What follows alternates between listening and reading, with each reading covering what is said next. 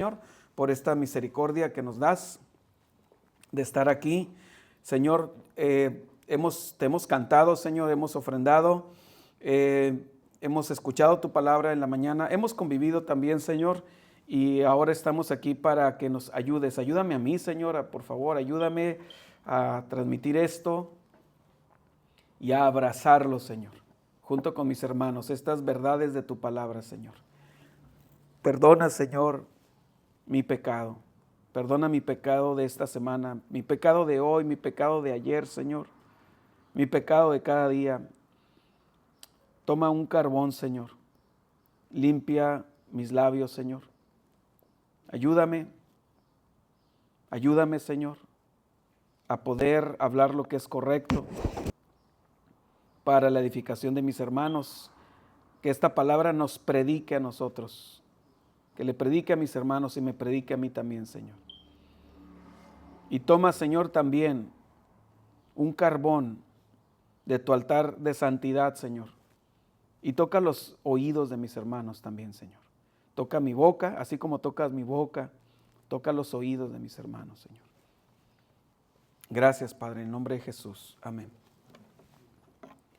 Nuestro hermano Alonso puntualizaba y decía, bueno, ¿para qué venimos aquí? ¿Verdad? ¿Para qué venimos a la iglesia cada domingo? ¿Verdad? Uno dice, bueno, pero pues es que ya sé que la salvación es por fe y no por gracia. Podríamos caer en esa trampa, ¿verdad? De decir, pues ya sé que Jesús es el Señor y que la salvación no es por obras, es por gracia, ¿verdad? Pues ¿qué más tengo que aprender? Pues a lo mejor no tengamos que aprender ya mucho, a lo mejor. Pero sí te voy a decir una cosa, sí tenemos que recordarnos mucho, ¿verdad? A lo mejor la lista de doctrinas fundamentales ya no la sabemos al revés y al derecho, ¿verdad? No sabemos el tulip, la salvación, Jesús resucitó al tercer día, lo sabemos. Pero el Señor siempre está trayendo iluminación a la iglesia, iluminación. Y tenemos que estarnos recordando las cosas, hermanos. Como dice el escritor de los Hebreos, entre tanto se dice hoy. Entre tanto se dice hoy. Pedro dice, pues yo ya sé que ustedes están afirmados en estas verdades, pero yo de todas maneras se las voy a estar recordando. Yo ya sé, dice, pero de todas maneras necesitamos recordar. ¿Saben por qué, hermanos? Porque somos olvidadizos y porque somos mañosos. Por nuestro pecado. Somos olvidadizos y somos mañosos y empezamos a hacer gimnasias, empezamos a hacer yoga espiritual en nuestra mente, ¿verdad? De tal manera que en nuestras mentes, a nuestra comodidad, olvidamos o reacomodamos verdades, las replanteamos, las racionalizamos. Racionalizar significa que las justificamos, decimos, bueno, sí, yo sé que la Biblia dice esto, pero yo creo que en base a esta circunstancia, ¿verdad? Aplica una cláusula de excepción para mí. Así es como nos engañamos, a eso me refiero, a que hacemos gimnasia, ¿verdad? Para pues para no hacer lo que debemos hacer, o para hacer lo que no debemos hacer. O sea, nos damos concesiones. Vamos a leer, hoy toca 1 Timoteo 5, tal vez lo habían olvidado, pero yo estoy con ustedes en una serie doble de 1 Timoteo y en otra de Romanos, ¿verdad? Ya tenía tiempo que no abordaba 1 Timoteo, entonces ya vamos avanzando, 1 Timoteo 5, y vamos a leer y vamos a abarcar primero Dios hasta el versículo 16 hoy. Voy a intentar hasta el versículo 16, así es que leamos del 1 al 16. 1 Timoteo 5, del 1 al 16. No reprendas al anciano. Híjole, no sé si a mí no me está llegando, pero está llegando un olor a tortillas de harina. No, digo, no se está quemando nada, ¿verdad? Tortillas de harina recién hechas. El hambre. Dice, no reprendas al anciano, sino exhórtale como a padre. A los más jóvenes como a hermanos, a las ancianas como a madres, a las jovencitas como a hermanas, con toda pureza. Honra a las viudas que en verdad lo son, Pero si alguna viuda tiene hijos o nietos, aprendan estos primero a ser piadosos con su propia familia y a recompensar a sus padres, porque esto es lo bueno y agradable delante de Dios. Mas la que en verdad es viuda y ha quedado sola, espera en Dios y es diligente en súplicas y oraciones noche y día.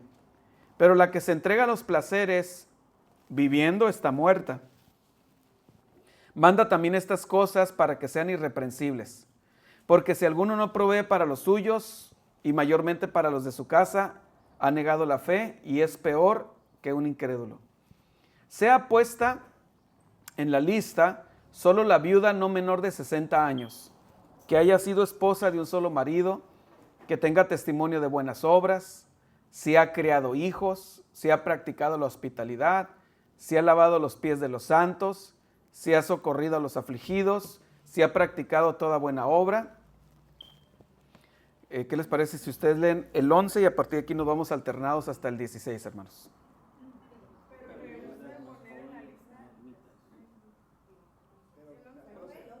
El 11.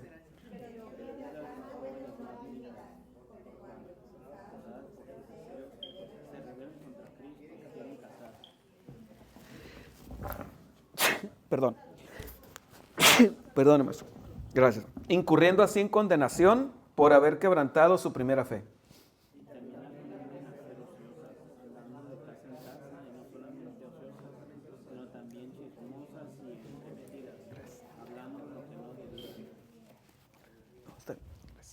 Quiero pues que las viudas jóvenes se casen, críen hijos, gobiernen su casa, que no den al adversario ninguna ocasión de maledicencia.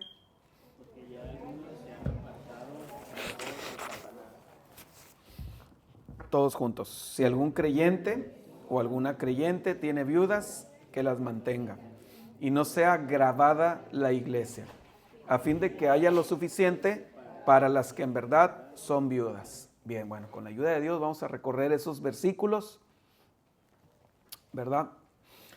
A diferencia de muchos pasajes del Nuevo Testamento que son bastante contemplativos, ¿verdad? Bastante místicos, y no le tengan miedo a la palabra místico. Místico significa precisamente de una meditación, de una introspección espiritual acerca de el carácter de Dios y la gloria de Dios, su gloria desplegada, ¿verdad? Muchos pasajes son bastante contemplativos. De hecho, ¿quién es el apóstol más contemplativo de todos los apóstoles que escribieron epístolas? Creo que el más contemplativo es Juan. El apóstol Juan es bastante contemplativo, ¿verdad? Y estamos viendo las epístolas de Juan con Alonso y Víctor, ¿verdad? Entonces hay, a diferencia de bastantes pasajes que son muy contemplativos, incluso pasajes también de Pablo, por ejemplo, Efesios, capítulo 1, 2 y 3 es bastante contemplativo, es bastante meditativo acerca del carácter de Dios y la obra redentora de Dios. Primera de Timoteo es bastante práctico. Tiene algo de contemplativo, algo de meditación, pero es bastante práctico. Otra epístola del Nuevo Testamento que es muy práctica es Santiago. Es bastante práctica también. Pero lo práctico, hermanos, siempre parte de principios del carácter de Dios. De ahí viene lo práctico. O sea, lo práctico no viene como de moralidad humana.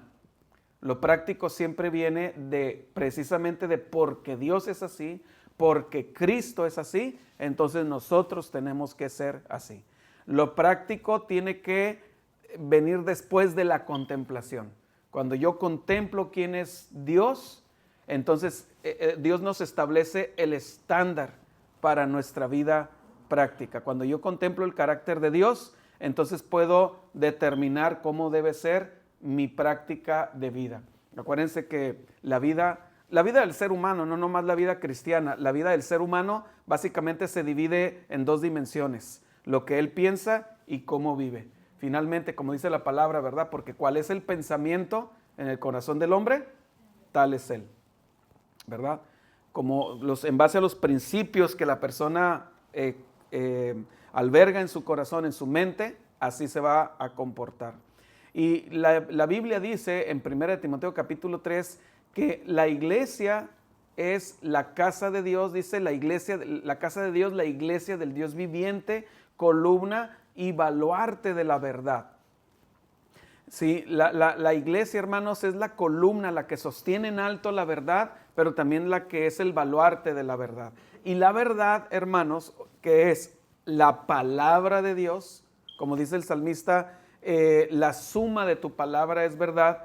Entonces, la verdad, que es la palabra de Dios, nos habla de el carácter de Dios y por lo tanto cómo deben ser los hijos de Dios.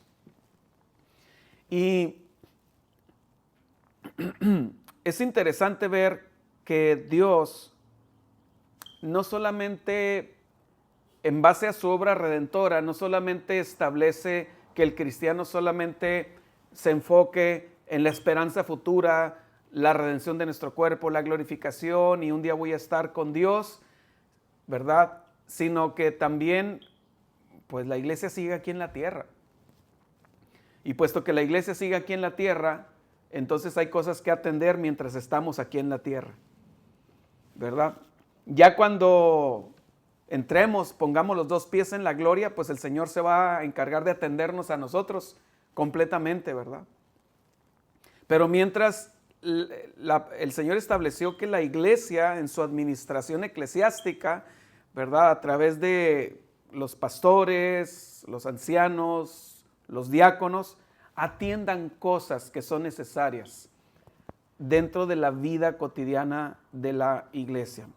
La vida de la iglesia, la vida de iglesia, hermanos, no es fácil. Es hermosa, pero no es fácil. Tiene una faceta hermosa y una faceta complicada. La faceta hermosa es todo lo que viene de Dios. La faceta complicada es lo que nosotros complicamos. Lo que nosotros hacemos, la parte difícil, cuando no nos sujetamos al carácter de Dios. No que nosotros no podamos hacer la vida hermosa, pero decía, creo que Calvino decía, siempre que yo obedezco, es Cristo en mí. Siempre que desobedezco, soy yo, ¿verdad? Siempre que peco, soy yo, ¿verdad? Pero el Señor ha puesto los medios, el Señor pone los medios para que nosotros en obediencia, en una obediencia amorosa, podamos hacer la vida de iglesia, que es la única vida que conocemos. No conocemos otra vida. Digo, nos relacionamos con gente que es fuera de la iglesia, ¿verdad? Pero seguimos siendo iglesia aun cuando nos relacionamos con gente fuera de la iglesia. Pero aquí el enfoque de este capítulo es cuando estamos juntos como congregación.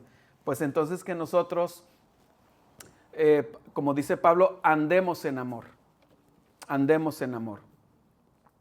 Pablo dice en Filipenses 2, 14 y 15, dice, haced todo sin murmuraciones y contiendas, para que seáis irreprensibles y sencillos, hijos de Dios sin mancha, en medio de una generación, ¿verdad? Hay un contraste entre la iglesia, entre cómo vivimos nosotros y cómo vive el mundo. Entonces dice, para que sean irreprensibles y sencillos, hijos de Dios sin mancha, en medio de una generación maligna y perversa. Veíamos en la mañana, ¿verdad?, que la vida de familia, que está formada por pecadores, sí, por pecadores, pero por pecadores redimidos, por pecadores que la palabra está ahí a la mano, ¿verdad? Nosotros hacemos la diferencia dentro de nuestra familia, no importa qué tan maligna es la sociedad alrededor. No importa qué tan maligna sea la sociedad alrededor, pues miren lo que dice aquí. Haced todo sin murmuraciones y contiendas para que seáis irreprensibles y sencillos, hijos de Dios sin mancha, en medio, no dice afuera, estamos en medio de una generación maligna y perversa. Fíjense cómo, esto se escribió hace 2000 años. Y miren los adjetivos que usa Pablo, y en última instancia es el reporte de Dios acerca de la sociedad, ¿verdad? ¿Cómo era la sociedad hace 2000 años? Maligna y perversa. ¿Cómo es hoy? Maligna y perversa, ¿verdad? En medio de una generación maligna y perversa, en medio de la cual Jesús les dice a sus discípulos allá en el sermón, al inicio del sermón del monte en Mateo 5, vosotros sois la luz del mundo, ¿verdad? ¿Y el mundo cómo está? Bueno, pues Pedro dice que el mundo está, que la palabra de Dios nos alumbra en un lugar oscuro. Y Juan dice que el mundo entero está bajo el maligno. Y Jesús dijo en Juan 9 que mientras Él estaba en el mundo, Él era la luz del mundo, pero que cuando Él fuera quitado, dice, mientras yo estoy es de día, pero cuando Él se va, quedamos de noche, ¿verdad? Pero Dios alumbró antorchas, nos encendió a nosotros con la luz. Y entonces aquí Pablo dice, en medio de la cual, de esa generación maligna y perversa, resplandecemos como antorchas, como luminares en el mundo. Como luminares, ¿verdad? Hermanos, qué hermoso que, tenemos que tratar de ver cómo Dios ve el mundo y cómo nos ve a nosotros, y nosotros vernos así, aprender a vernos así. Sí, el pecado está ahí, el pecado nos asedia, ¿verdad? El escritor a los Hebreos dice en Hebreos 12, corramos con paciencia. Vosotros también, dice, teniendo en derredor nuestro tan grande nube de testigos. ¿Cómo? Adelante, hermano, ¿cómo dice? Nosotros también, teniendo alrededor nuestro tan grande nube de testigos, despojémonos de todo el peso y del pecado que nos hace correr los compañeros de la carrera que tenemos por delante. Amén. Despojémonos de todo peso y del pecado que nos... Hermanos, el pecado no es algo neutral o algo inerte o algo pasivo a nuestro alrededor. Fíjense qué palabra está usando aquí. Dice que el pecado nos asedia. Nos asedia. Bueno. El asedio es el ataque intencional, constante, con miras a hacer caer a una persona, a hacer caer a una ciudad. La palabra asedio es una palabra que viene del contexto de la guerra. Entonces, cuando en las ciudades antiguas que eran amuralladas, llegaba un ejército, los rodeaba y los asediaba. Y asediar implica tanto algo pasivo como algo activo, ¿verdad? Pasivo es, estamos aquí estacionados y nadie sale de la ciudad, ¿verdad? Y si alguien sale, lo matamos. Pero pasivo es, por ejemplo, una de las cosas que hacían los soldados romanos, por ejemplo, era que si había fuentes de agua afuera de la ciudad que corrían hacia adentro de la ciudad asediada, le echaban animales muertos, por ejemplo, ¿sí? Para contaminar el agua, para que la gente adentro no muriera de sed, para que no pudieran sobrevivir. Otra cosa es pues que ya nadie podía entrar ni salir, así es que la gente empezaba a morir de hambre, ¿no? Entonces el pecado nos asedia. El asedio tiene como finalidad que una persona, en el contexto de la guerra, que una ciudad se rinda, que una ciudad caiga, que una ciudad sea derrotada. El pecado tiene el asedio del pecado hacia nosotros tiene como finalidad que nosotros desmayemos. Que Satanás sabe que no nos puede quitar la salvación. Él lo sabe. Pero sí sabe, pero también sabe que puede neutralizarnos, dejarnos sin fruto, infructuosos, de tal manera que no le causemos problemas en su reino. ¿Por qué digo todo esto si hemos leído 1 Timoteo 5? Hermanos, porque tenemos que entender que dentro de la iglesia, hermanos, hay pecado también. El pecado está ahí. ¿Por qué? Pues porque somos pecadores. Y entonces el pecado puede aflorar y el pecado dentro de la iglesia, hermanos, puede neutralizar la vida de la iglesia. Pablo le dice en Filipenses a 2 mujeres, les dice, ruego a Evodia y a Síntique que sean de un mismo sentir en el Señor. También, asimismo te ruego también a ti, compañero fiel, que ayudes a estas que combatieron juntamente conmigo en el Evangelio. Fíjense, Pablo está hablando de 2 mujeres que juntas lucharon la buena batalla de la fe, pelearon la buena batalla de la fe. Fíjense, eran soldados estas mujeres junto con Pablo, con Clemente, ¿verdad? Con los apóstoles, con la vida de la iglesia, eran soldados que en algún momento lucharon contra el reino de las tinieblas por establecer el reino de Dios. Pero algo pasó, alguna envidia, algún desacuerdo, y estas hermanas Evodia y Síntique se pusieron en contra. Siendo que la iglesia no debe estar en contra de sí mismo. ¿Qué ejército es aquel que se empieza a disparar contra sí mismo? ¿Verdad? Bueno, no quiero que las hermanas se sientan y digan, el pastor siempre habla de las mujeres. Bueno, también Pablo habla de varones. Pablo dice que Himeneo y Fileto se desviaron de la verdad y empezaron a introducir herejías dentro de la iglesia. O sea, esto es de hombres y mujeres, hermanos. Sí, esto es de hombres y mujeres. Entonces, por lo mismo que el pecado está asediando, no solamente nos asedia de afuera, nos asedia también desde adentro. Nosotros, Pablo dice que no presentemos nuestros cuerpos como herramientas, como miembros de la injusticia, como miembros del pecado, sino que nosotros nos presentemos a nosotros mismos como miembros de la justicia, herramientas para la obediencia dentro de la iglesia.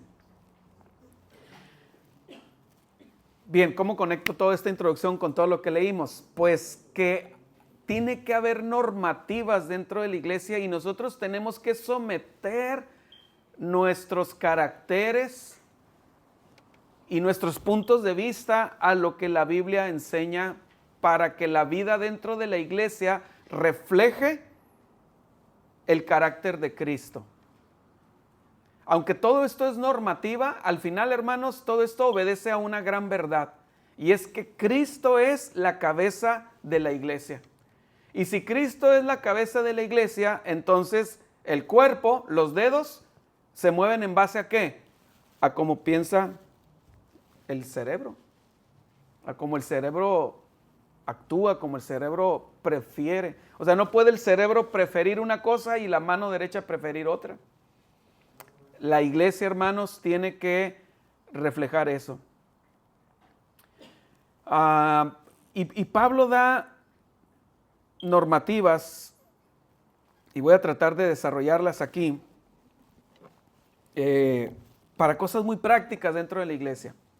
Pero primero quiero leerles una carta que un romano, esta es una carta real, búsquenla en internet y la van a encontrar.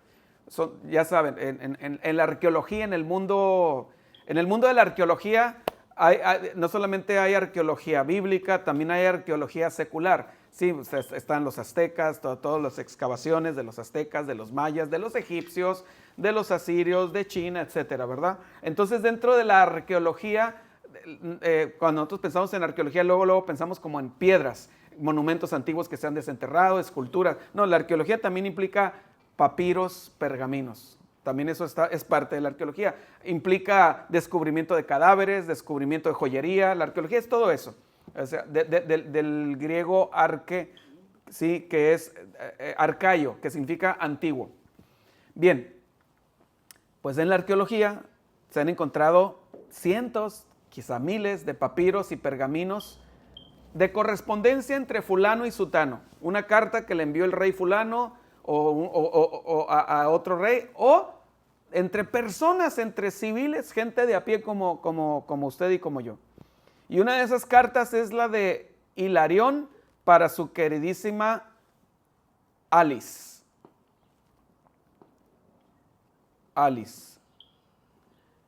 Un romano que le escribe a su esposa también romana. Muchos saludos. Y para mi querido Verus y Apolonarión. Sepan que todavía estamos aquí en Alejandría. Esta carta se data más o menos, creo que es del siglo I antes de Cristo. Sepan que todavía estamos aquí en Alejandría. No se preocupen si cuando todos los demás regresen, yo me quedé en Alejandría. Les ruego y les suplico que cuiden al niño pequeño. Y tan pronto como recibamos el pago, se los enviaré. Sí, buena suerte. Es una carta, ¿verdad? Estamos leyendo la correspondencia de otra persona. Sí, pero no creo que se preocupe porque él ya está bien muerto. De hace 2000 años. Sí, buena suerte. Si tienes un hijo, le dice Hilarión a su queridísima Alice, que estaba embarazada, si tienes un hijo, déjalo vivir. Si es mujer, ya sabes lo que tienes que hacer. Dice, expónganla, es un eufemismo. Expónganla. Es un eufemismo, expónganla significa aviéntala por ahí, o sea, déjala a sus expensas para que se muera. ¿Verdad? Le repito la introducción. Hilarión a su queridísima Alice, ¿verdad? Qué ternura. Le dijiste, entre paréntesis, a nuestra amiga Afrodisias, entre paréntesis, que me dijera, no me olvides. O sea, Hilarión le está diciendo a Alice, le está recordando que Alice le mandó decir con Afrodisias a él, a Hilarión, no me olvides. Y él le responde, ¿cómo podría olvidarte? Por lo tanto, les ruego que no se preocupen. En sociedades bien patriarcales como la antigua Roma, las niñas eran una carga financiera y social, así que no se las quería. Es difícil saber qué tan común era matarlas, pero definitivamente pasaba. Legalmente hablando, el pater familias de cada familia tenía poder de vida y muerte sobre todos los miembros de su hogar. Así que era totalmente legal matar a sus hijos. La exposición de bebés femeninas lamentablemente no era algo inusual en el mundo grecorromano en general. Otra carta sobre un bebé abandonado. A menudo al bebé lo dejaban cerca de un lugar concurrido como un basurero o una fuente, para que alguien que realmente quisiera un niño pudiera llevárselo. Carta romana sobre el cuidado de un bebé esclavo del año 154, cortesía de la biblioteca de la Universidad de Michigan, colección de papirología. Año 17, esta es la otra carta.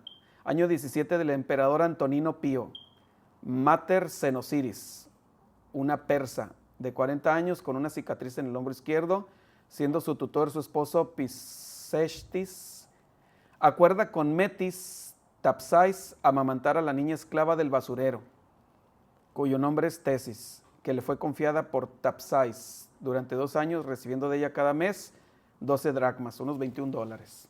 Bueno, es otra carta donde se acuerda ahí se hace un acuerdo para cuidar a una niña.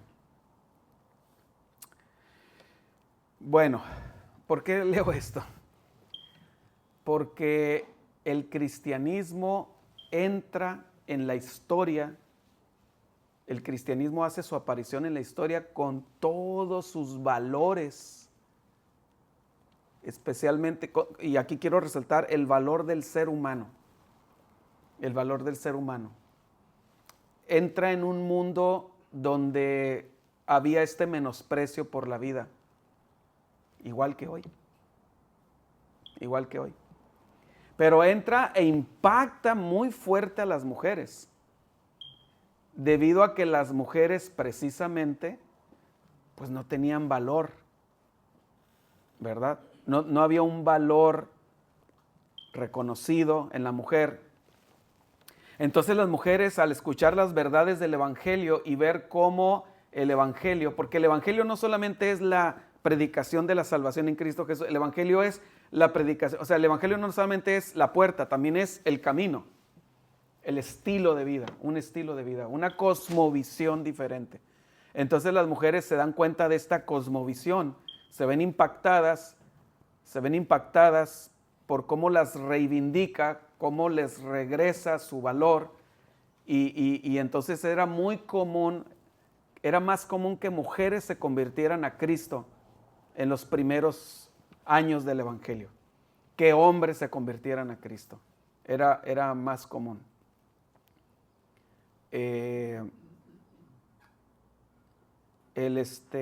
Yo creo que Dios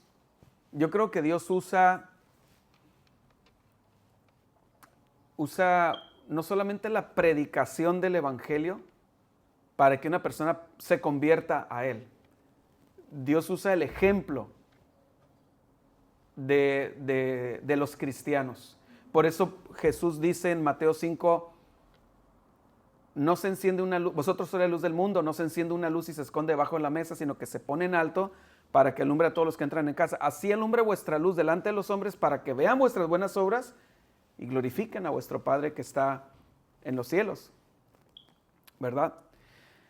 Al final la persona tiene que escuchar el mensaje de que en Jesús solamente hay salvación. Pero previamente a eso, una persona puede ser inclinada a una disposición a escuchar a través del testimonio del cristiano. Porque una persona puede ser muy buena para predicar, pero puede no respaldar su predicación con su estilo de vida. Y entonces eso causa un choque, un conflicto, ¿no? Y lo hemos escuchado de mucha gente, que la verdad que en realidad mucha gente más bien lo usa como pretexto. O sea, lo hemos escuchado, mucha gente lo dice. Ay, esos cristianos, todos son unos hipócritas, ¿verdad? Porque yo conozco a un cristiano que así hace. Bueno, sabemos que eso ya más bien es pretexto. ¿Que tiene algo de verdad? Sí, tiene algo de verdad. Pero también hay mucho de pretexto. La persona que no quiere creer, pues va a encontrar cualquier pretexto para no creer. Pero también es cierto, y la palabra nos hace el llamado a que nosotros cuidemos nuestro testimonio para no ser estorbo a las personas, no ser estorbo. Yo les he platicado aquí un caso muy, pues para mí fue muy impactante, y lo digo así rápido porque ya lo platiqué y lo van a recordar, ¿verdad? De una persona que debido a la acción de muchos cristianos, su corazón se abrió para escuchar el evangelio y ahora es una persona entregada a Cristo, ya es miembro de una iglesia, de hecho hasta tiene creo que es diácono o algo así, ¿verdad? Pero es el caso de aquella hermana de Argentina, tal vez recuerdan el caso, seguramente mi hermana Janet lo va a recordar. ¿Te acuerdas de la hermana Marce Radici, que escuchaba a los discipulados? Y entonces esta hermana escuchaba a los discipulados y su esposo nunca le estorbó al evangelio, nunca, pero él no era cristiano. Entonces esta hermana de Argentina escuchaba a los discipulados, ella tenía, no sé si lo recuerdan, ya les platiqué esta historia, que ella tenía epilepsia y que en un ataque epiléptico se cae de un segundo piso y se fractura aquí todo el maxilar y ellos simplemente tienen, no sé si están enterados, pero la economía argentina está terrible, ¿sí? Y él tiene un trabajo sencillito, ¿sí? Y entonces que no le reditaba pues mucho dinero. Y entonces tenía muchos gastos médicos que hacer si no tenían dinero. Entonces nos organizamos los hermanos que escuchaban el discipulado y junto conmigo y les mandamos una ofrenda y se les mandó una ofrenda estoy hablando de hace 5 años más o menos o 6 años, una ofrenda eran por lo menos unos $1,200 que juntamos entre mucha gente. Entonces le llega la ofrenda. Y entonces el esposo queda bien impactado, dice, ¿cómo es posible que gente que no nos conoce, que está allá, lejos, en otro país, que nunca nos van a ver seguramente, tuvieron esa bondad con nosotros? Entonces él fue impactado y para resumir el punto, esto lo dispuso a empezar a escuchar los discipulados, ¿verdad? Dice, esto no es algo, ella me platicaba lo que él decía, ¿verdad? Después yo también platiqué con él y él decía, esto es algo fuera de lo normal, la sociedad no es así, dice, ¿verdad? Y entonces esto le habló de un amor verdadero que se muestra entre creyentes, ¿verdad? Hacia personas que no conocen. Y lo dispuso y él empezó a escuchar a los discipulados, se convirtió y lo demás ya es historia. Entonces, hermanos, la iglesia, debemos nosotros, el mundo hace buenas obras, el mundo tiene el Club Rotario, el Club de Leones, ¿verdad? La Ciudad de los Niños, la Fundación Castro Limón y todo eso, ¿verdad? Nosotros tenemos que superarlos. Y la única forma es que salga de amar a Cristo. El apóstol Juan dice en 1 de Juan capítulo 5, el que ama al que engendró, al Padre, debe también amar al que ha sido engendrado por él. ¿Sí? Entonces tiene que haber una preocupación entre nosotros. Y Pablo dedica tiempo a eso. O sea, a mí me impresiona que Pablo puede escribir de grandes verdades, ¿verdad? Grandes verdades muy teológicas, y en realidad esto viene de parte del Señor. Pero también aterrizar a cosas muy prácticas entre nosotros. El Señor nos enseña a orar y dice, ustedes pues orarán así: Padre nuestro que estás en los cielos, santificado sea tu nombre. Y podríamos dar una serie acerca de qué significa eso. Pero también aterriza a las cosas cotidianas. El pan nuestro de cada día, dánoslo hoy. O sea, con esto quiero afirmar, hermanos, que la vida cristiana no solamente es contemplativa, no solamente se debe quedar en lo contemplativo, debe llevarse a la acción, la vida cristiana, ¿verdad? ¿Cómo tratar a los hombres en la iglesia? No reprendas al anciano, sino exhórtale como a un padre, a los jóvenes como a hermanos. No reprendas a un mayor, dice Pablo. Pablo le indicó a Timoteo que por lo general no se debe reprender a los hombres mayores. Un pastor joven como Timoteo debe guiarlos fielmente, pero con el debido respeto a la edad y la sabiduría que se presume de los hombres mayores. Toda persona piadosa mostrará respeto a los ancianos. En Levítico 19 dice, te levantarás ante las canas y honrarás la presencia del anciano y temerás a tu Dios. Yo, Jehová, ¿verdad? La cabeza de canas, dice Proverbios 16, la cabeza de canas es una corona de gloria si se halla en el camino de la justicia. Hay otra razón para exhortar en lugar de reprender a un hombre mayor. Puede que simplemente no acepte una reprimenda. No reprendas. El verbo griego antiguo para reprender no es la palabra común para reprender en el Nuevo Testamento. El verbo griego antiguo para reprender no es la palabra común para reprender que se usa en el Nuevo Testamento. Este es el único lugar aquí en 1 Timoteo donde se usa esta palabra y significa literalmente golpear. O sea, cuando Pablo dice no reprendas al anciano, es una palabra que nomás se usa ahí en el Nuevo Testamento y significa golpear. Sí. A Timoteo se le dijo que no atacara a los hombres mayores con palabras, sino que los tratara con respeto, como trataría a los más jóvenes con respeto, como hermanos. El mandato no era que Timoteo nunca debía reprender a los hombres mayores, sino que no debía golpear a la gente con una reprensión demasiado severa, a los mayores. Aparte de esta palabra particularmente severa, en general la reprensión es un deber importante del pastor. Me acuerdo en 2 Timoteo 3, redarguye, reprende, exhorta, con toda paciencia y doctrina. Es la función pastoral, ¿verdad? Es la presentación simple y clara de que alguien está equivocado, ya sea en su conducta o en su forma de pensar. Su objetivo principal no es tanto alentar, sino confrontar claramente a alguien con su comportamiento o pensamiento erróneo. En otra carta, la carta a Tito de parte de Pablo, que es una carta dirigida a un pastor, a Tito, de la iglesia en Creta, Pablo dejó clara la importancia de la reprensión. O sea, estoy explicando esto porque acá Pablo en 1 Timoteo dice, no reprendas al anciano, pero estoy aclarando que usó la palabra no lo golpees. ¿Sí me doy a entender la diferencia? O sea, no es que está diciendo nunca reprendas, sino en especial a los ancianos no se les trata con dureza.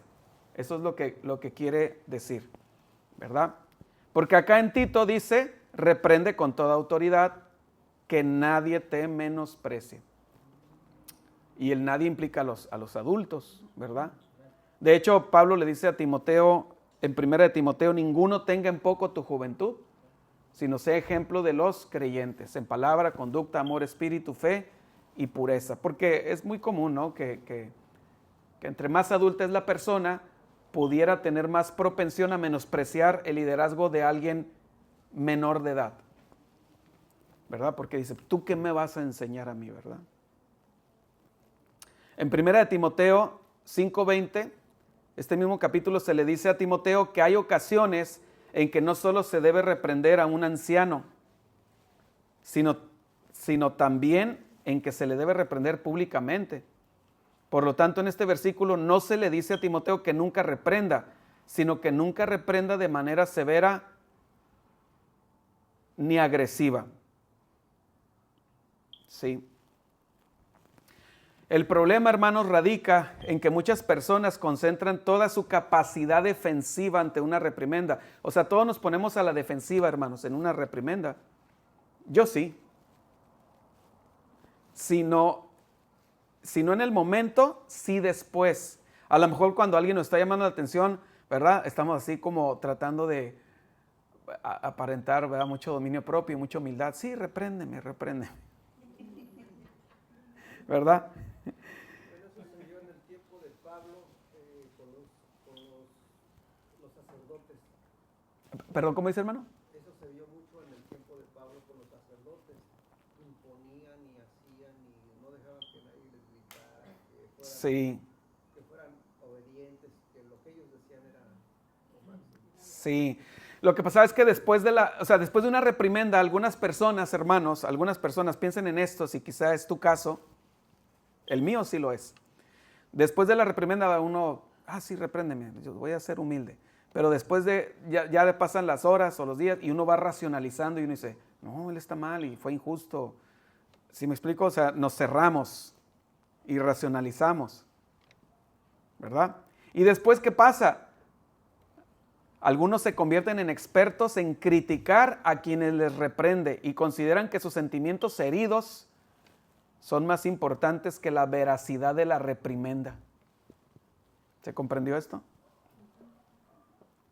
A nadie nos gusta que nos reprenda, pero la persona sabia utiliza la reprensión como un valioso medio para crecer. Spurgeon dijo, un amigo sensato que te critique sin piedad semana tras semana será una bendición mucho mayor que 1000 admiradores indiscriminados, si tienes la suficiente sensatez para soportar su trato y la suficiente gracia para agradecérselo al que te reprendió. Pablo dice, pero exhórtale como a un padre. La exhortación es animar a hacer lo que se debe hacer.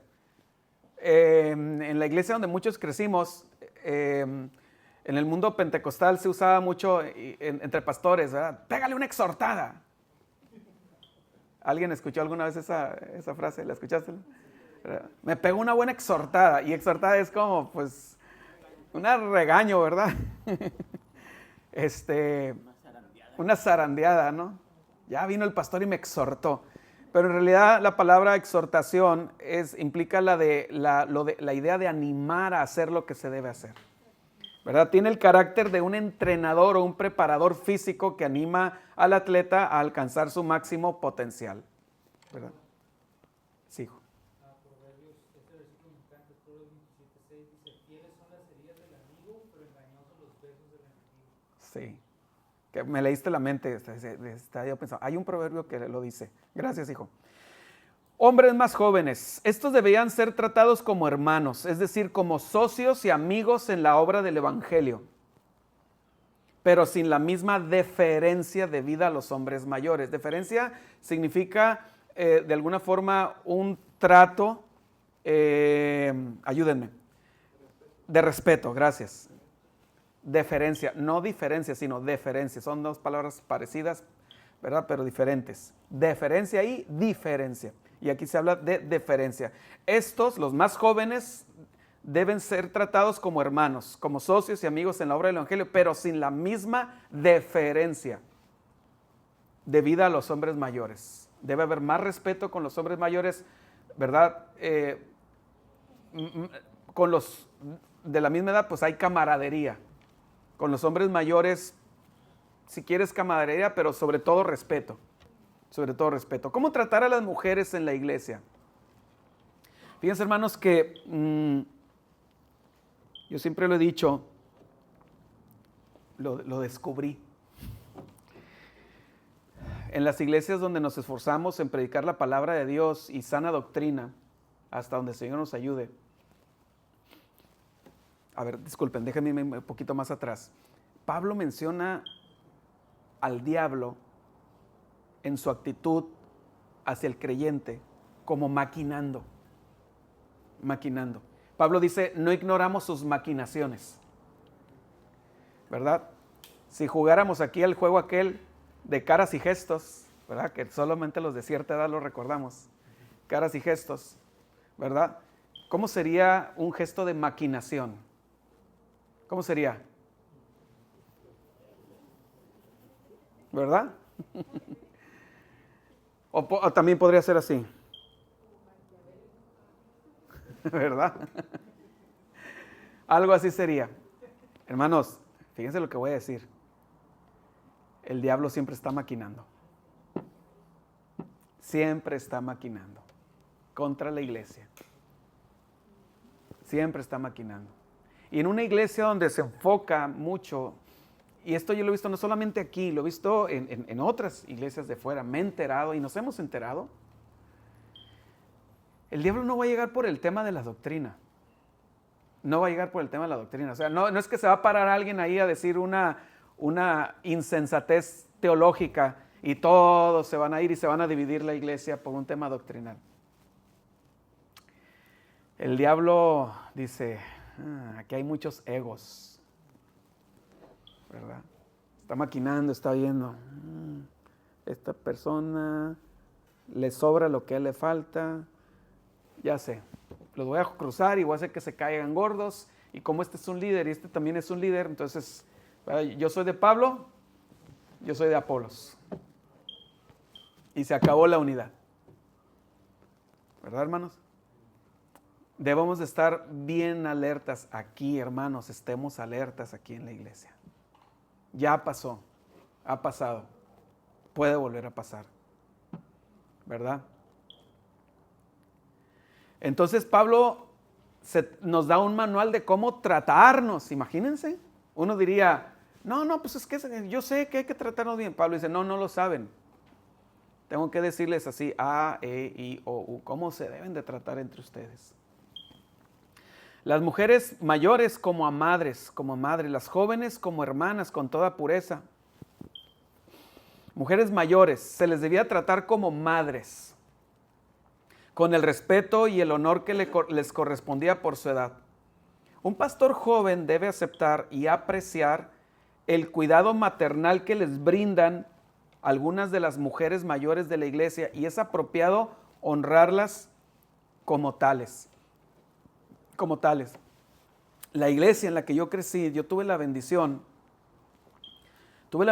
de que había hermanitas, recuerdo hermanas, hasta recuerdo dónde se sentaban, ¿no? Y yo creo que todos nos acordamos en la iglesia donde crecimos, dónde se sentaba cada hermana. Y estaba la hermana Celsa.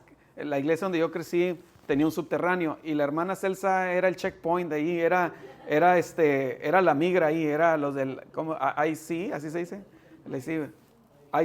¿verdad? Era porque ya cuando uno se empezaba a aburrir, empezamos a inventar a bajarnos al subterráneo, porque pues era divertido, ¿verdad? ¿Te acuerdas? Muchos cuartitos en el subterráneo de Betel, y estaba el baño, y la hermana decía, ¿a dónde vas? ¿Verdad? Siempre.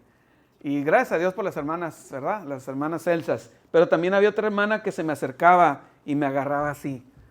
Estoy orando por ti para que el Señor te guarde en sus caminos, ¿verdad? Luego es que no me agarraba las orejas, pero siempre me agarraba los cachetes, ¿verdad? Porque yo era bien cachetón. Pero es hermoso, hermanos, es hermoso cuando es bonito eso, se siente muy bonito que una hermana, una anciana se acerca y te dice, estoy orando por ti, te tengo en la mira, me decía otra hermana, me decía, ¿mande? Te tengo en la mira, sí, de hecho, la mamá de Marcela, que se congrega aquí con nosotros, ¿verdad? Siempre estoy orando por ti, me decía, ¿verdad? Te tengo, así me decía, no me decía te tengo en la mira, pero decía una frase que era como, te tengo bien ubicado. Y yo no sabía si eso era bueno o malo, ¿verdad? Pero es hermoso cuando sientes, en la vida de la iglesia necesitamos las mujeres mayores.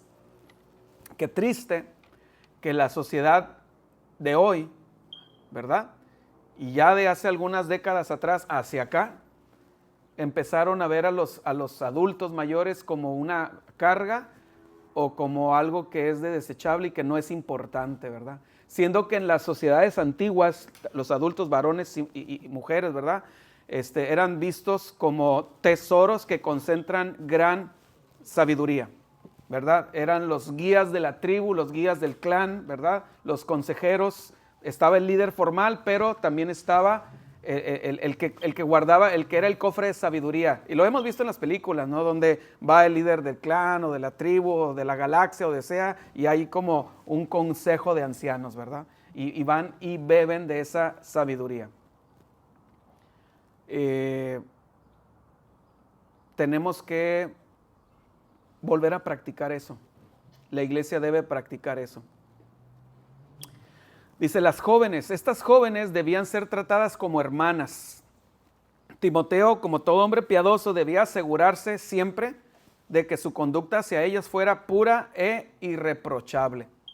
Un hombre piadoso no es coqueto ni provocativo, ni usa doble sentido, ¿verdad? O sea, palabras ingeniosas que pueden interpretarse de forma coqueta o provocativa. ¿Cómo tratar a las viudas y a las personas necesitadas? Por cierto, últimamente he estado pensando, porque me he estado enterando de varias leyes que están aprobando que ya los hombres ya estamos en una completa desventaja legal, si no es que en un vacío legal. Hace poco no me acuerdo quién me dijo, ¿no? Que ya se aprobó una ley donde ya, o sea, una mujer simplemente ya llega, él me dijo esto, me hizo esto, vámonos a la cárcel, 3 años y después averiguamos. Imagínense, terrible, ¿no? Tanta perversidad. Y que hay mujeres que se van a aprovechar de eso. Sí las hay. Entonces eso a mí me llevó a reflexionar en que yo debo todavía tener 10 veces más cuidado todavía. ¿Cómo tratar a las viudas y a las personas necesitadas? El principio general es hermanos. Estoy hablando todo esto y siento que simplemente les estoy recordando cosas que todos ya sabemos. Ayudar a los necesitados que realmente lo necesitan. A los que realmente lo necesitan. Honren, dice Pablo, a las viudas, ¿cómo dice? Que en verdad lo son. Me dice, ¿cómo? Entonces alguien puede parecer viuda y no les... No, es que es viuda en el sentido de que ya falleció su esposo. Pero vamos a ver. Honrar a las viudas. En los días en que se escribió el Nuevo Testamento, no existía un sistema de asistencia social del gobierno. ¿Saben ustedes, hermanos, que todo ese concepto de ayuda social, de ONGs, orfanatorios, casas para ancianos, todo eso es una aportación del cristianismo? Es una aportación del cristianismo eso. El cristianismo, para la ayuda social, tiene como fundamento que el ser humano tiene una dignidad intrínseca por el simple hecho de que es creado a imagen y semejanza de Dios. Por ese simple hecho. ¿Sí? Sociedades han degenerado, hermanos, sociedades que dejan fuera completamente a Dios de sus esquemas, ¿verdad? Han degenerado a tal grado que, ¿saben ustedes, por ejemplo, porque a Hitler le atribuimos lo de los 6 millones de judíos, ¿verdad? Que de los cuales 1,5 millones eran niños. Pero antes de que pasara el genocidio de Hitler, él hizo un propio genocidio con su propio pueblo. Él implementó la eutanasia con los alemanes, con personas que tenían deformidades, discapacidades. Y entonces hubo un tiempo, antes de que se iniciara la Segunda Guerra Mundial. La Segunda Guerra Mundial inicia cuando él invade Polonia, pero él llegó al poder en el 33. La Segunda Guerra Mundial inició en el 39, pero él estuvo 6 años antes en el poder. Y en esos 6 años antes hubo un periodo ahí donde a la gente le empezaron a llegar cartas por todos lados de que le informamos que su pariente, tío, primo, abuelito, papá, hijo, lo que sea, que estaba en nuestra casa de asistencia social, pues le dio un infarto. De repente la gente se empezó a infartar. Pues era mentira. Exactamente, y los llevaban y los gaseaban. Los gaseaban. Sí. Fíjense hasta dónde puede degenerar una sociedad que saca del esquema por completo a aquel que es el patrón de toda moralidad, de toda verdad, de toda justicia. Sí. En España está esa ley. Ya está. Sí. Es impresionante esto. Por eso Pablo dice en Romanos, y como ellos, y Romanos 1, Romanos capítulo 1, habla específicamente de la cultura griega y romana. Y entonces Pablo dice, y como ellos no aprobaron tener en cuenta a Dios, Dios los entregó a una mente reprobada para que hagan lo que no conviene. Y aquí la idea de entregar es, te entrego, quito las manos, quito el refreno. Quito el refreno. O sea, te quito el freno. Haz lo único que sabes hacer en tu mente reprobada. Entonces una sociedad cuya mente está reprobada, ¿qué es lo único que sabe hacer? Cosas reprobadas. ¿Verdad? Entonces es hermoso y es glorioso porque es una imagen del carácter de Cristo, cómo el Señor tiene un cuidado amoroso y tierno por cada sector de la iglesia. Dice, la cual es su cuerpo, la iglesia, hermanos. Entonces, en los días en que se escribió el Nuevo Testamento, no existía un sistema de asistencia social del gobierno. En ese tiempo había una clase particularmente vulnerable. Sí, bueno, de hecho, dos clases vulnerables. Una ya la mencioné, los niños, los huérfanos, y el otro, las viudas ancianas, que generalmente no contaban con el apoyo de sus maridos o hijos adultos y carecían de los medios para mantenerse adecuadamente. Estas son las que son verdaderamente viudas, las que no cuentan con el apoyo de sus maridos o hijos adultos. Ojo, no que no tienen hijos, o sea, la que verdaderamente es viuda no es porque no tiene hijos, porque pudiera tener hijos, pero los hijos no responden a su obligación de sostener. ¿Sí? Por diferentes motivos no pudieran responder.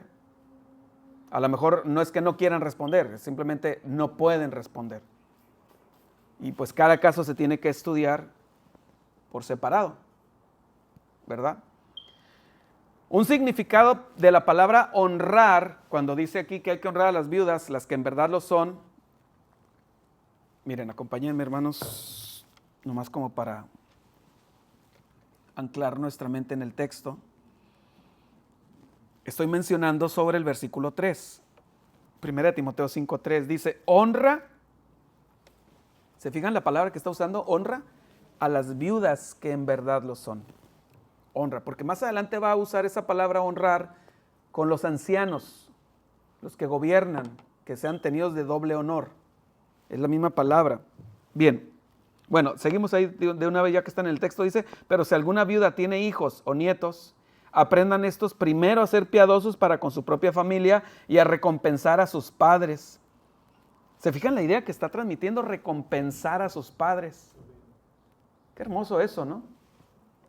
Tenemos que enseñarles a nuestros hijos, y nuestro hermano Alonso acaba de empezar una serie fantástica acerca de la crianza de los hijos, ¿verdad? Y mi suegra siempre me ha dicho, me ha dicho de que a los hijos hay que enseñarles que en cuanto estén ganando dinero, una parte de ese dinero hay que reportarse, ¿verdad? Hay que darle al padre, ¿verdad? ¿Por qué? Pues por muchos motivos que podríamos enumerar, ¿verdad? Pero es una forma, aquí lo engloba en ¿qué? Como una recompensa. O sea, el hijo tiene que reconocer todo el esfuerzo y el sacrificio que sus padres hicieron desde que fue concebido hasta que ya fue independiente económicamente, y decir, es justo, es correcto, es piadoso, ¿verdad? Es lo mínimo que puedo hacer. Y de hecho el Señor Jesús reprende a los fariseos por una hipocresía que iba encaminada a obtener un beneficio ellos.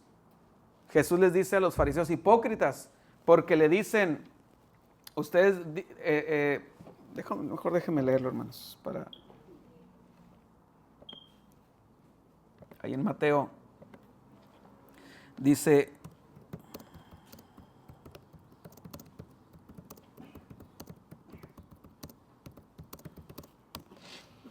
Mateo 15, lo voy a leer en la Nueva Traducción Viviente.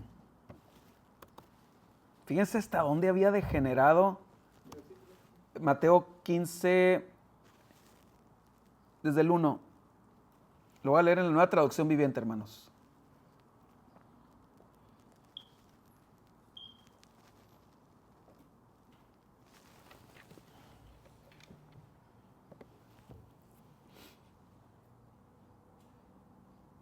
Dice, en ese momento algunos fariseos y maestros de la ley religiosa llegaron desde Jerusalén para ver a Jesús. ¿Por qué tus discípulos desobedecen nuestra antigua tradición? Ni siquiera le están reclamando que desobedecen la Biblia, le están reclamando desobedecen nuestra antigua tradición, tradiciones de hombres. Le preguntaron, ¿es que no respetan la ceremonia de lavarse las manos antes de comer? Jesús les respondió, ¿y por qué ustedes, por sus tradiciones, violan los mandamientos directos de Dios? Por ejemplo, Dios dice, honra a tu padre y a tu madre. Y también dice, cualquiera que hable irrespetuosamente de su padre o de su madre tendrá que morir. Sin embargo, ustedes dicen que está bien que uno les diga a sus padres. Fíjense lo que enseñaban los líderes religiosos. O sea, un líder religioso le decía a un joven, mira, no hay problema, no estás pecando si haces esto. 2 puntos. Lo siento, no puedo ayudarlos esta semana, porque he jurado darle a Dios todo lo que les hubiera dado a ustedes. ¿Se comprende? ¿Verdad? Primero es Dios. Aleluya. ¿Verdad? El corbán. Ajá. Aleluya. ¿Sí? De esta manera, ustedes afirman que no hay necesidad de honrar a los padres y entonces anulan la palabra de Dios por el bien de su propia tradición. Y al final por el bien de sus bolsillos. Al final por el bien de sus bolsillos. Bien. Un significado de la palabra honrar es apoyar, sostener. Y aquí es más obvio que debe tomarse en este sentido. Es obvio, hermanos, honrar. Porque ¿de qué sirve, verdad, que cómo honro a mis padres, verdad? Te llamo por teléfono y oye, aquí en la iglesia, ¿verdad? Llega una anciana, siéntese usted y todo. Pero se está muriendo de hambre. Se está muriendo de hambre. O sea, honrar es sostener. Porque es la misma palabra que usa también para los pastores, que hay que honrar al anciano, mayormente el que trabaja en gobernar y en predicar y enseñar.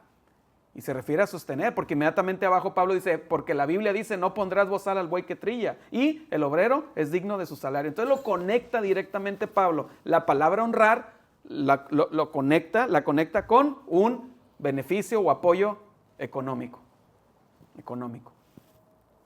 Los principios aquí expuestos son sumamente relevantes hoy en día, cuando muchos consideran que la congregación local es un lugar donde los pobres y necesitados pueden acudir en busca de ayuda financiera.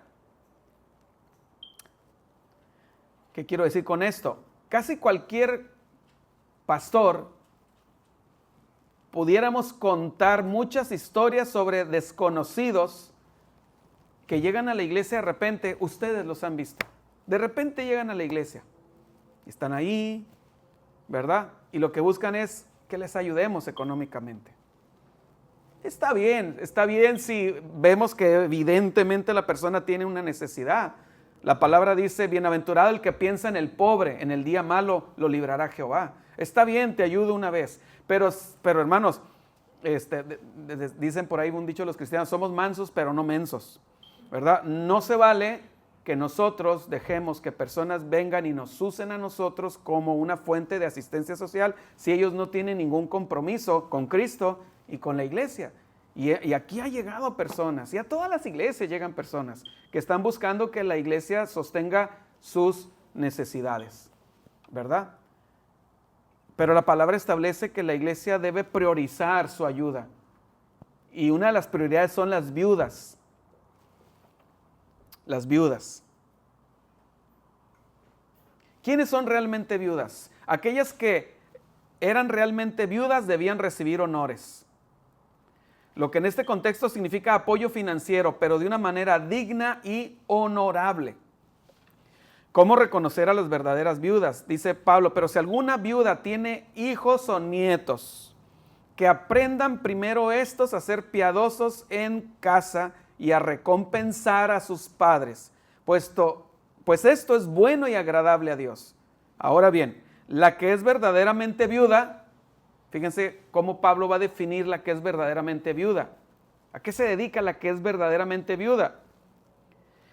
Se encuentra sola, confía en Dios y persevera en súplicas y oraciones día y noche. Pero la que vive en los placeres, está muerta en vida. La Biblia, hermanos, ahí en Lucas, nos muestra un caso muy hermoso. Creo que es Lucas 2. Sí. Lucas 2.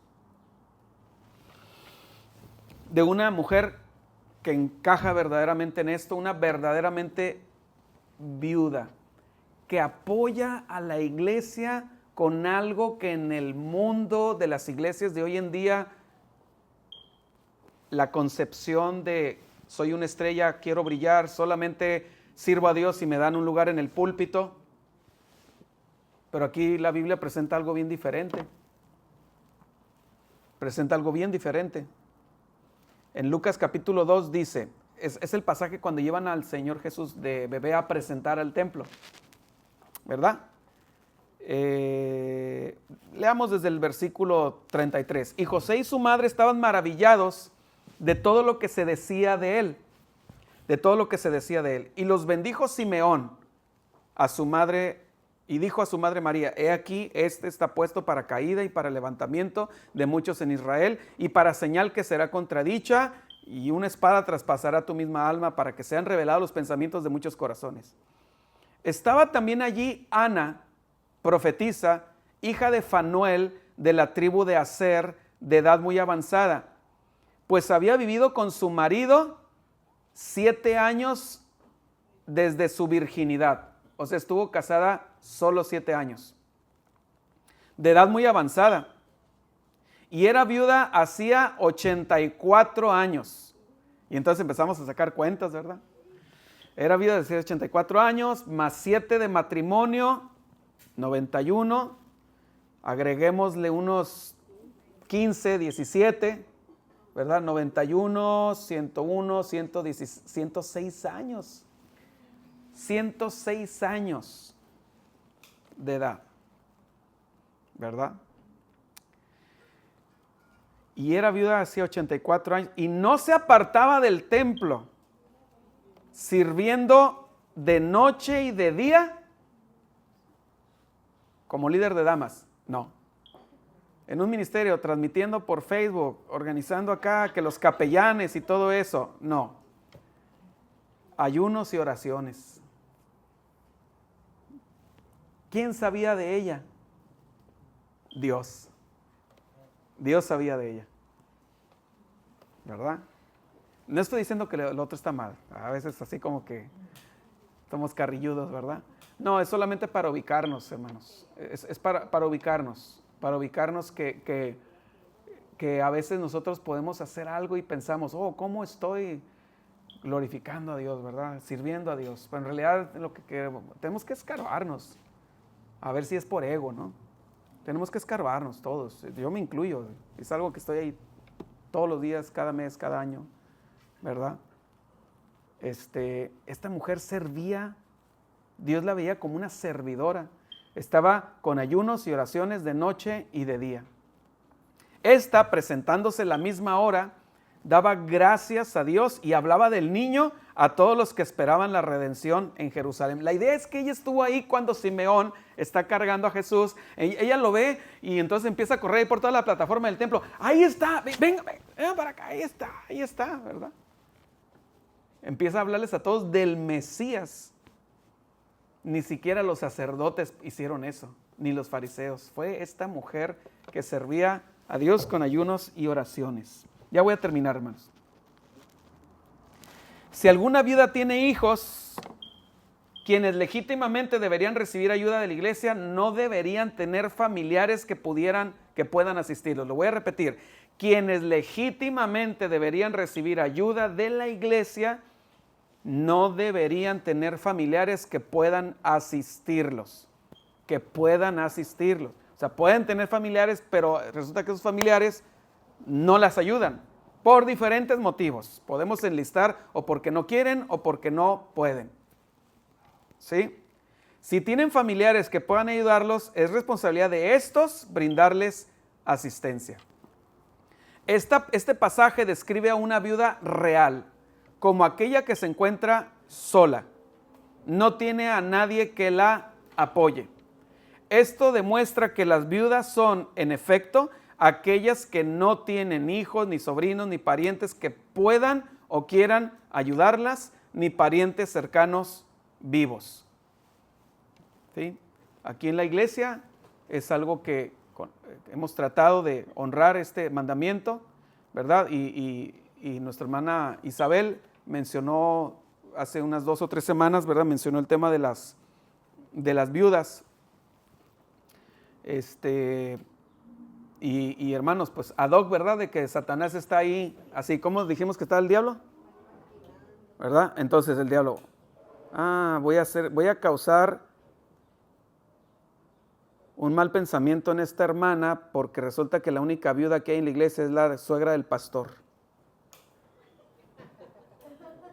Perdonen que sea tan directo, pero doy gracias a Dios de que Dios es testigo que por mi mente nunca cruzó por mi mente mi suegra.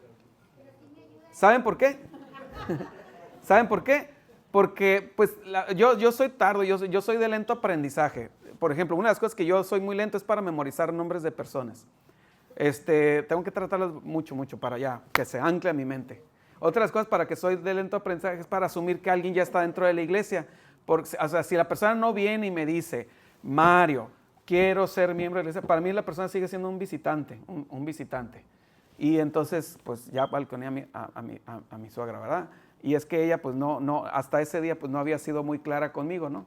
Entonces, pero gracias a Dios que fue mi hermana la que dijo eso, y Dios es testigo que por mi mente no cruzó, ¿no? Pero ya cruzó, ¿verdad? Entonces, como mi hermana lo dijo, entonces tenemos que ver, analizar, evaluar, ¿verdad? La situación de mi hermana, entonces de mi suegra. Entonces no se les olvide que el diablo está maquinando, hermanos, ¿eh? Nadie se deje. Ok. Sí entendieron todo lo que quise decir, ¿verdad? Ok. Digo, porque en caso de que digamos, sí, vamos a ayudar a la hermana Catalina, pues yo no tuve vela en el entierro. ¿Está bien? Ok. Nadie se deje. El enemigo está ahí a la puerta. Que aprendan primero a mostrar piedad en casa y a recompensar a sus padres. Dice, nos recuerda la responsabilidad continua que los hijos adultos tienen hacia sus padres y abuelos.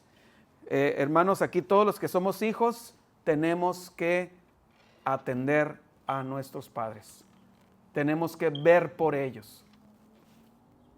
El mandamiento, honra a tu padre y a tu madre para que te vaya bien. Les voy a decir lo que no dice a continuación.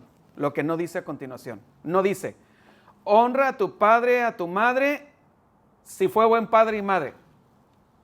Eso no dice. Honra a tu padre y a tu madre si son cristianos y asisten a la misma iglesia que tú. De hecho, tampoco dice honra a tu padre y a tu madre si eres cristiano. Es honra a tu padre y a tu madre si ellos son cristianos o no son cristianos. Si tú eres cristiano o no eres cristiano, honra a tu padre y a tu madre. ¿Estamos de acuerdo, hermanos? Sí. El cristiano que no alcanza el mejor estándar, con esto termino, con esta frase, y casi terminé todo lo que tenía para decir hoy. El cristiano que no alcanza el mejor estándar pagano de afecto familiar es más culpable, puesto que posee lo que el pagano no posee, el ejemplo supremo de amor en Jesucristo, quien se dio a sí mismo. ¿Verdad? Sí, mija. Sí, pero conmigo siempre sienten esa confianza. No, no. No sé si lo estás haciendo, pero lo has hecho en ocasiones anteriores de personas que están lejos y les has apoyado.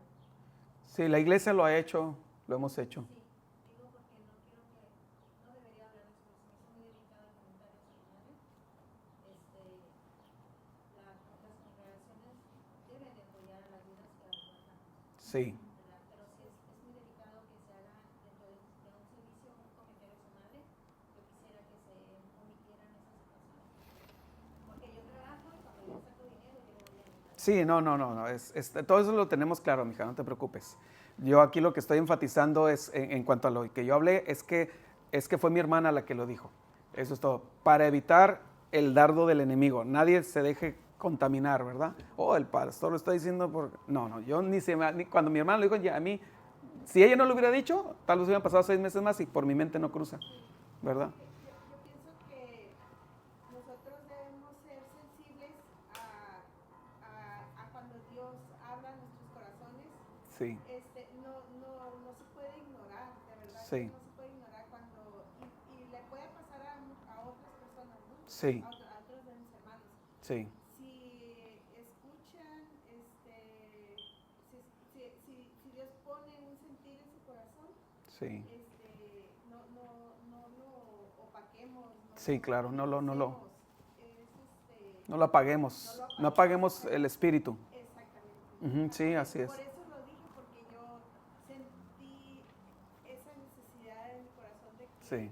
de decirlo, de que nuestra iglesia, pues, debe honrar a Dios de esa manera. Sí, así es. Amén. Sí, termino con esto. La iglesia está siendo perfeccionada, hermanos. La iglesia a nivel mundial está siendo perfeccionada. Sí, ¿por qué? Pues porque el Señor así lo prometió. Jesús dijo, sobre esta roca edificaré mi iglesia, ¿no? Pues la iglesia está siendo edificada desde Adán y Eva. Pero a veces la iglesia comete errores, ¿verdad? Y seguiremos cometiendo errores. Y uno de los errores muy comunes que tiene que estar relacionado con el activismo es este. Alguna vez yo mencioné aquí el caso. En una ocasión,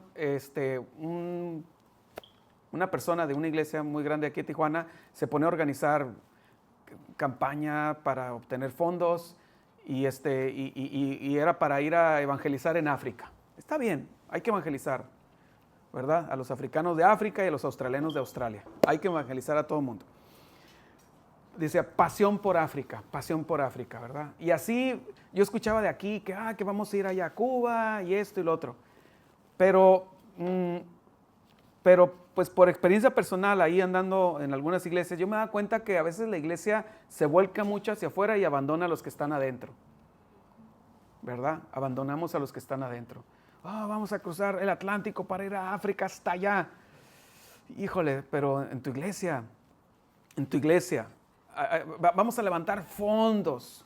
De hecho, cuando hubo un terremoto en la Ciudad de México, de los últimos terremotos que hubo, se organizaron algunos cristianos, pues vamos a llevar despensas hasta la Ciudad de México, ¿verdad?